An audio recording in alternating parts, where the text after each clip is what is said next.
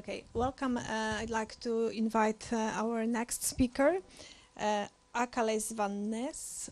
Sorry for pronunciation.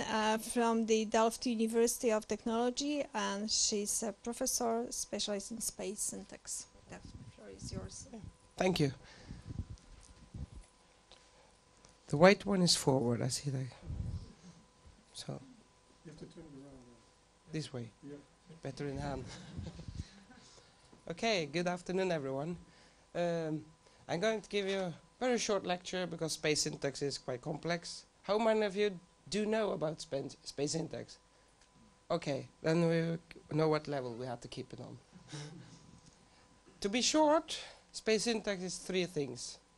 One thing is a set of techniques. How do you analyze urban space?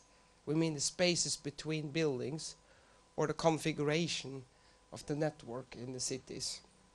And the other thing is you have a lot of methods and techniques.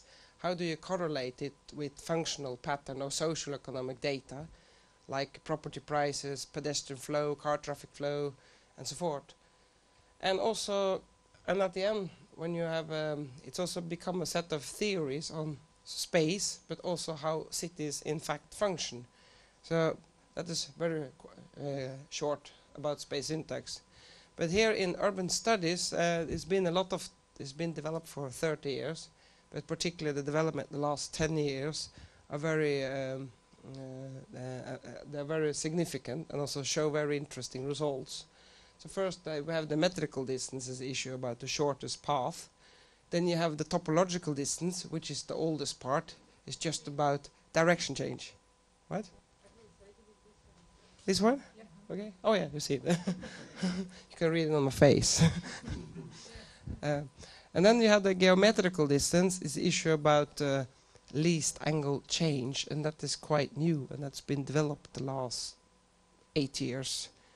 But also you are dealing also with looking at how integrated are local areas. You're dealing with metrical radiuses, so there are a lot of things going on.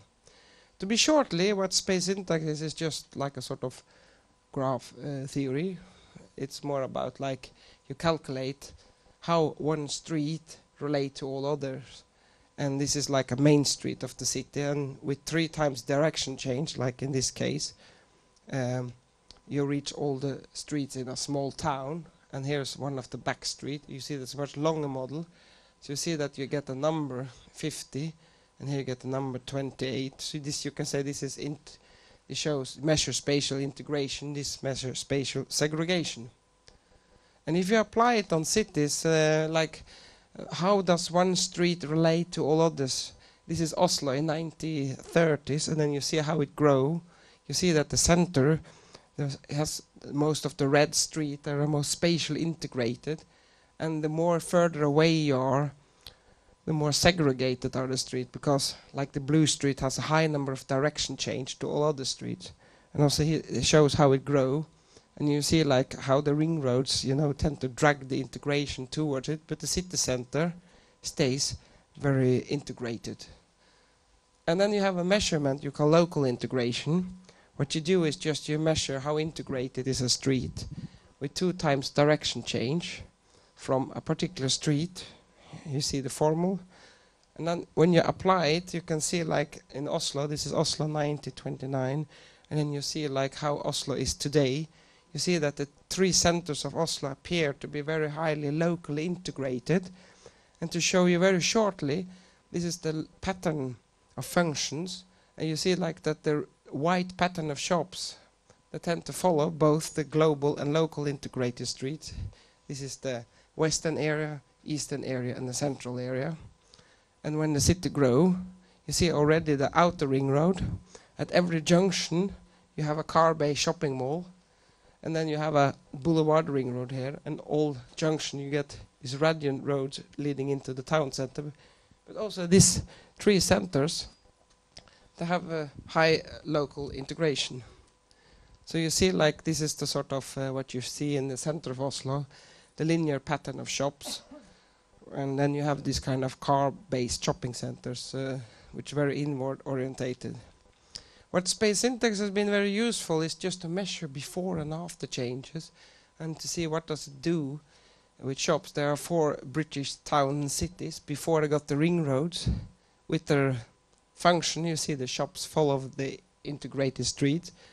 And then after, when you implement ring roads, you see that somehow ring roads they segregate the core, the encircle in different degrees. And you see also affect location pattern of shops. So when directly from the ring road you go straight into a parking garage, into a sort of shopping mall. The recent development, what you call the angular analysis, it's more about how people tend to choose the longest routes with the fewest angular deviation towards destinations. So we call it the British Library hypothesis. Was one researcher was sitting there, and every time when she walked to the inquiry desk, she took this route. But every time when she walked back, she took this route, and she said, hey, wait a minute, what I'm doing? So because if I should walk back this way, I feel like I have a large angular deviation towards my destination. And I realized I'm also doing that by myself in Delft, because I live here, and the faculty is there. Bicycle always this route to the faculty, but this route back. So, and then figure out different way. How do you put angular weighting into the software, and also when you get the graph theory, you get a sort of different weighting. So some routes tend to be more used than others. What we realized that a city consists of a low number of long streets connecting to other long streets with the angle close to 180 degrees, and a high number of short streets which tend to be connected to other streets or close to 90 degrees, and they tend to be more silent dwelling streets. And that's the way how the center and the edge can be easily reachable. It's a sort of orientability. And here you see the local angular analysis applied to Amsterdam. You see all the red lines follow the tram lines, but also the Radion shopping streets out toward the suburbs. But also interesting enough to see the way how we... Oops, that was too fast. I can use this one. You see that new towns, they're asking themselves why. This is Zoetermeer. This is Ippenburg, it's only 10 years old. They ask like, why are there no street life in new towns? This is the Hague Center, and this is Delft. You see sort of main route network appearing. As soon as you see a sort of contrast, then you see like, you see some sort of street life, shopping street, but you see in certain areas there's nothing going on in the new towns. And interesting is when you apply the angular analysis with metrical radius, as soon as you put a radius of 800 meters, which you call pedestrian radius, this is Hilversum, you see the historical center, some sort of local centers appears. When you take a high metrical radius, you see a set of main route networks going through and between urban areas, but the town center still has high values in both radiuses. But as soon as you apply it on new town like Lelystad, you see that these are a low metrical radius. You come into the playgrounds or the local supermarket, and when you have a high metrical radius, you see like where the most integrated spaces were on a low metrical radius to become like segregated holes.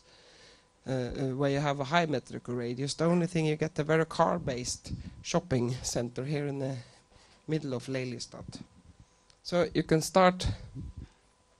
The last one in space syntax, which I develop, is how is the relationship between buildings and streets.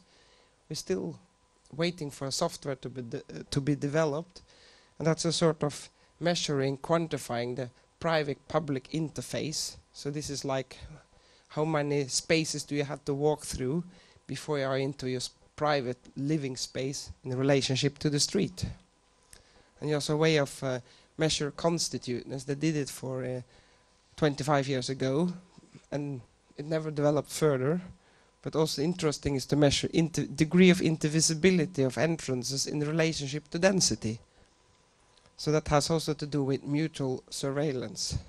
So this is a street that you say it's constituted by the entrances there. It's not indivisible because nothing on the other side.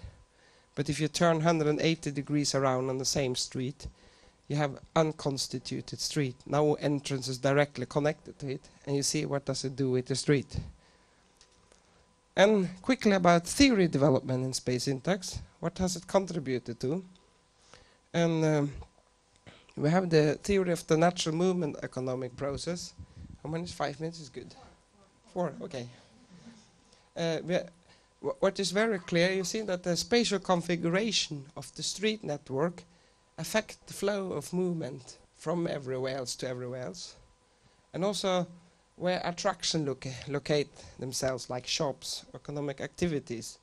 And if you change this spatial configuration, it affects the movement flow, but also the location pattern of economic activities. If you look at how our cities are planned, it seems like the road engineers are the urban designers, because if you look at the Buchanan report, they say that the purpose of the road network is to serve urban functions. So you plan the movement network in such a way that it affects the urban functions. It's a way of planning. But the reality seems to function like this, as research has shown. But you also, in the Netherlands, in most cities with ring roads, you tend to get shopping malls along the junction of the ring road, but you don't see as much of case of it in Amsterdam. So it's very depending on how strong is the planning system or the organizatorical constraints. So it can affect the relationship between the spatial configuration and the location of economic functions. And in this way you can start to make a theory on how do cities in fact function, and it's very much on the relationship between the main route network and how is it connected to the local network, and that is how centralities occurs. So centrality is not something static, it is a very dynamic process, and it's very depending on the spatial configuration of the network. Also, how does a city react when you put a ring road or several ring roads? So it means like normally you have this like the shops locate themselves in the center, but as soon as you get the ring road, you tend to be dragged out to the junctions. There should be some circles here, but I think they got lost in the faculty fire for 5 years ago. So, and also how the ring road is connected to the vicinity seems also to affect on how it attracts locations of economic activities. And also what the last development, when they start to apply metrical radiuses on the angular analysis, you can also show how is the relationship between local centers and the through movement potentials. So it means that if you look in a traditional town, particularly built before the Second World War in Europe, you see it seems that when you have a low metrical radius, it highlights the local centers, and they can also catch the random through travelers just through the high metrical radius. But if you look in the new town development, it seems like all the main routes tend to go between the neighborhoods, and inside the neighborhoods, if you have a high number of inhabitants, you get a local supermarket with the Nesser. I quit now. I just skip this one. So the thing is, like, based on the results from the research, you can already start to use space syntax in impact assessment, try out various alternatives, see how it will affect different alternatives, how to make a new road links, evaluate the impact on the centers of the town, and see like what will it do with the vitality. This is the city of Leiden. And also like in a small scale in urban renewal projects to see like how to regenerate, how to get the main route through an urban area, and what do you have to remove, try before and after situation, and just show for the layman, just like if you make some new connection, how will it revitalize the neighborhood.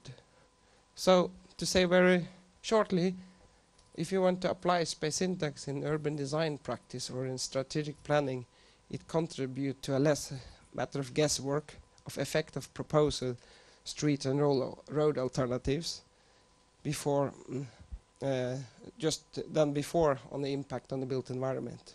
So that was my presentation. Thank you.